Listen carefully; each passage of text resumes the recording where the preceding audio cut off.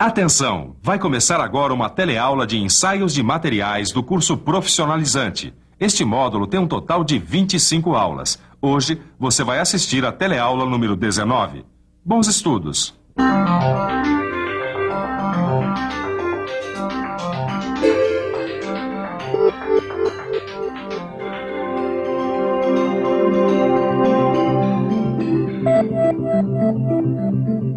Ô Silva, você acha que esses ensaios visuais que estão sendo feitos aqui servem para detectar todas as descontinuidades que essas peças de aço podem ter?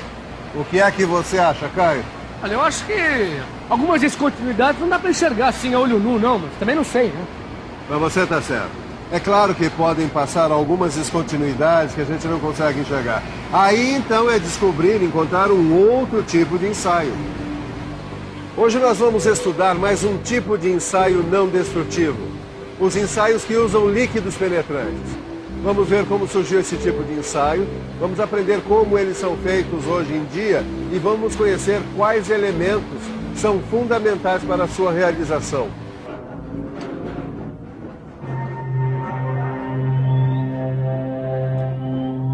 Eu não entendo, viu, Neuza? Eu verifiquei todas as peças antes de colocá-las no kart, elas não tinham nenhuma descontinuidade ou defeito. Bom, pelo menos nenhuma descontinuidade ou defeito que você tenha visto, né, Edgar?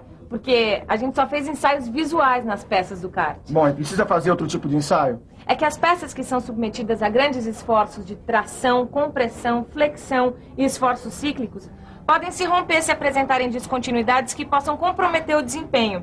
E às vezes essas descontinuidades escapam ao ensaio visual. Por isso, nesses casos, é necessário se fazer um ensaio com líquido penetrante, que é capaz de detectar até descontinuidades minúsculas. O ensaio com líquidos penetrantes surgiu na indústria ferroviária no século passado.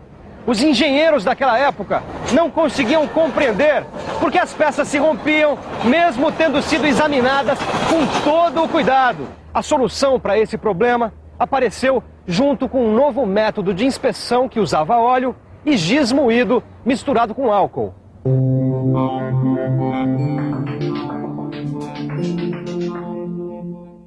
O método do óleo e do giz era mais ou menos assim.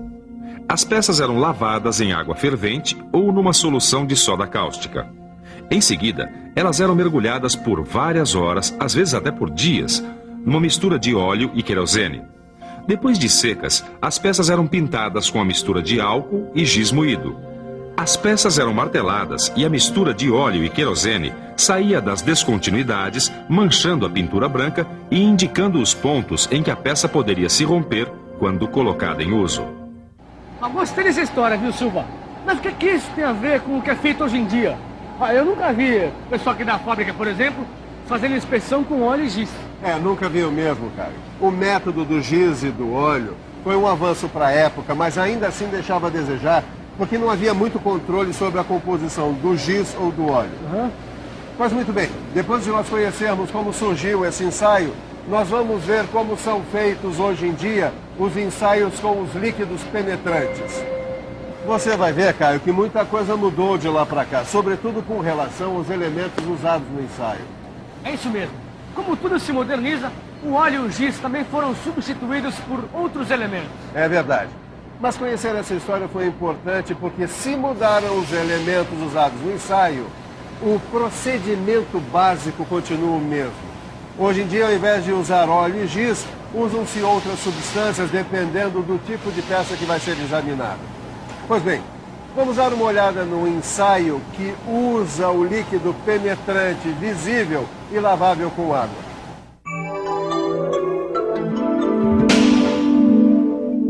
A primeira coisa é a limpeza da peça.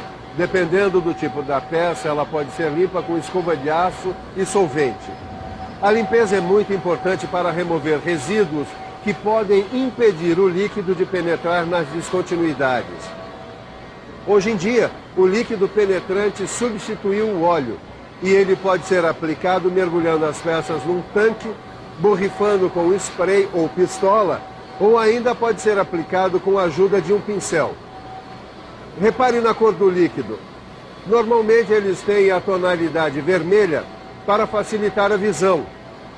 Depois da aplicação, o inspetor espera o tempo necessário para que o líquido penetre nas possíveis descontinuidades.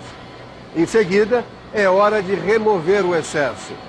A superfície de ensaio deve ficar totalmente livre do líquido. Ele deve ficar retido apenas nas descontinuidades. Nesse caso, o líquido está sendo removido com água. Essa operação não pode ser muito demorada. Agora vem uma parte importante, a aplicação do revelador.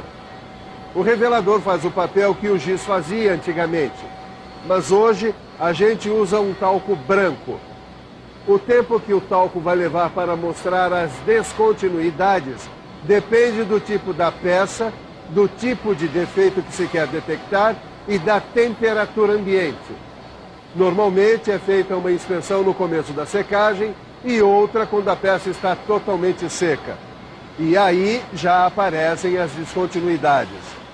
O revelador funciona como um mata-borrão, sugando o líquido penetrante das descontinuidades e mostrando-as ao inspetor.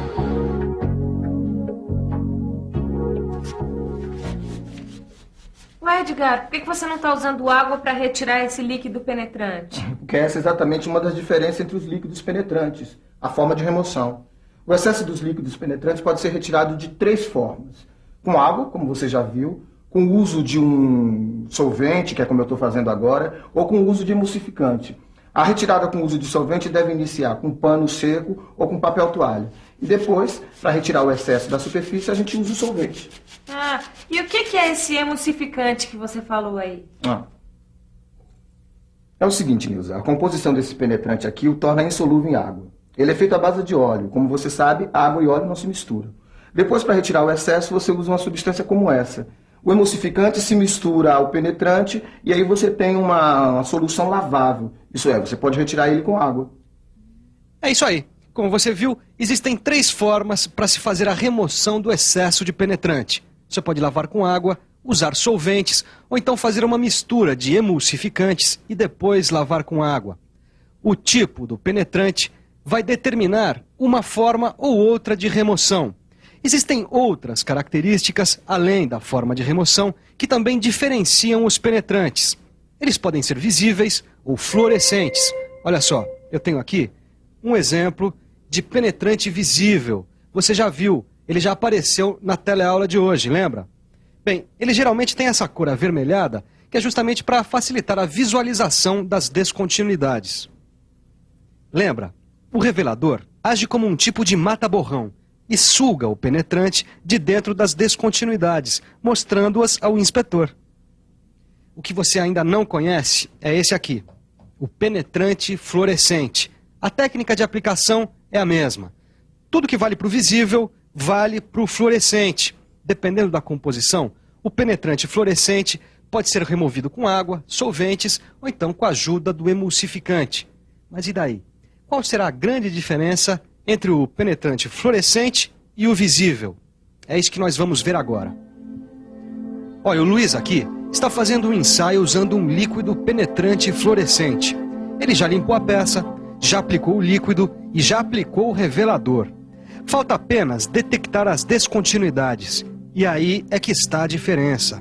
Usando um penetrante fluorescente, a inspeção precisa ser feita num ambiente com luz negra. Só assim as descontinuidades aparecem. Ô Silmar, que negócio é esse de luz negra, hein? Luz negra é isso aqui, seu Caio. Você lembra daquela luz das danceterias, boates, que parecia que mudava a cor das roupas claras, deixando elas acesas? Lembro, claro. Olha aqui um exemplo, ó. Luz negra é isso daqui. É. No ensaio, quando ela entra em contato com o líquido penetrante fluorescente, ela deixa ele brilhando. Ah, tá bom. Só não entendi essa parte aí do penetrante fluorescente. Tá bom, não esquenta que não é tão difícil. É só pensar um pouco. Vamos pensar um pouco. Fluorescência, luz negra, deixa ver. Bom, aí nós temos uma lâmpada. E vamos imaginar que a luz que ela emite seja a tal da luz negra. O procedimento do ensaio é o mesmo. Essa peça aqui, vamos imaginar que a gente aplica um penetrante fluorescente sobre ela. Depois de retirarmos o excesso de penetrante, a gente aplica o revelador. Quando a gente acende a lâmpada, A luz negra entra em contato com o penetrante que ficou retido nas descontinuidades. E ele passa a emitir luz. É isso. O penetrante é fluorescente, porque ele tem a capacidade de transformar um tipo de luz que a gente não vê, como a luz negra, em um tipo de luz visível. Por isso é que a gente tem a impressão de que o objeto fica aceso. Só que nesse caso, o que brilham são as descontinuidades. Legal, Silva, bem legal. Mas eu não entendi como é que a gente decide entre o penetrante visível e um penetrante fluorescente. Bom, aí depende da peça, do uso que a peça vai ter, do tipo de descontinuidades que se queira detectar. O ensaio feito com o penetrante fluorescente revela descontinuidades bem pequenas e é um método de grande precisão, de precisão bem maior do que o ensaio feito com o líquido penetrante visível, só que também mais caro. Agora a gente vai conhecer um elemento fundamental no ensaio com líquidos penetrantes, o revelador. Para entender direitinho como funciona o revelador, a gente veio até essa obra, onde o Roberto está aplicando o rejunte nesse piso de granito. Aqui dá para simular direitinho o que acontece com o revelador. Dá só uma olhada. Primeiro, ele espalha um cimento de rejunte, que como o nosso revelador, pode ser um pó sobre toda essa área aqui. Em seguida, esse cimento se acumula nos pontos em que ele encontra alguma umidade. A mesma coisa acontece no nosso ensaio. Aqui, o cimento do rejunte absorve a umidade que fica entre as placas de granito. No nosso ensaio, o revelador suga, como um mata-borrão, o líquido penetrante que ficou retido nas descontinuidades da peça. Como você já deve ter notado, o revelador é tão importante quanto o líquido penetrante para que a gente tenha um bom ensaio. É isso mesmo, Neuza. E basicamente existem 4 tipos de revelador. O primeiro é esse, em pó seco, que eu estou usando, que é uma mistura de sílica e talco. É importante manter ele sempre seco, caso contrário ele perde a sua eficiência. Os outros 3 tipos de reveladores você vai conhecer mais tarde. O importante é lembrar que a escolha de um revelador ou outro depende de critérios parecidos com a escolha do líquido penetrante. Eu aposto até que você já decorou, né? Essa escolha vai depender do tipo de peça, do tipo de descontinuidade que a gente tenha que detectar ou do tipo de uso que essa peça vai ter depois de pronta. Esse revelador aqui do Edgar, por exemplo, ele já não é mais tão usado, porque ele não é muito confiável quando se trata de descontinuidades muito pequenas. Ô Caio, esse daqui é um revelador úmido não aquoso e ele é mais eficiente que o revelador seco. Ele tem um solvente que pode ser o álcool ou a nafta que facilita a aplicação e proporciona uma secagem mais rápida, tá vendo? Tá.